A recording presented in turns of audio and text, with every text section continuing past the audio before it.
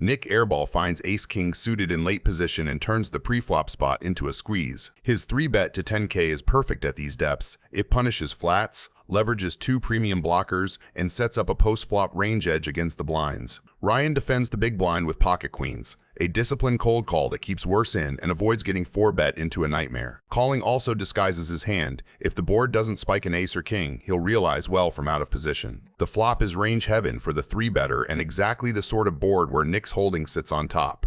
He goes tiny for 4K. On high card, Rainbow textures the small stab is doing 2 jobs at once. It taxes stubborn middling pairs and extracts from dominated top pairs without polarizing his range. Ryan's call is perfect. Raising turns his hand face up and risks folding out all the second best value that will keep betting for him. Calling keeps Nick's range uncapped and preserves the trap. The turn is a brick that mostly freezes ranges. Nick continues for 16K.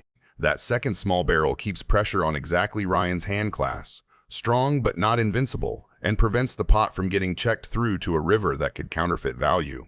Ryan calls again, which effectively caps him under ace-king and kings, while keeping worse ace-x and the occasional floated queen in. The river pairs with the king of clubs and the board flips hard toward Nick. Ryan checks for the 3rd time, and Nick unloads 85K. I don't think I'm folding, but that was like the stupidest river. Wow, and Ryan seems to have a pretty good read on what's going on here. It's a great value sizing on paired top card rivers. The big bet forces queens, king-queen, and even some ace-queen to make a miserable decision. Ryan can't find the fold and gets shown the bad news. Nice throw. Great. Nick airball opens the cutoff to 2K and several players peel, Ryan among them from the big blind with king 10 suited. Multi-way changes everything. Opening ranges widen, top pair shrinks in relative value, and the pre-flop raiser's c-bet frequency plummets unless he can bet small and target a lot of second-best hands. The flop is a complete collision for the two we're tracking. Ryan flops trips. Nick already holds 7s full of kings. Into a field, this bet is powerful because it looks like automatic c-bet, while actually extracting from every king and diamond draw without scaring them off.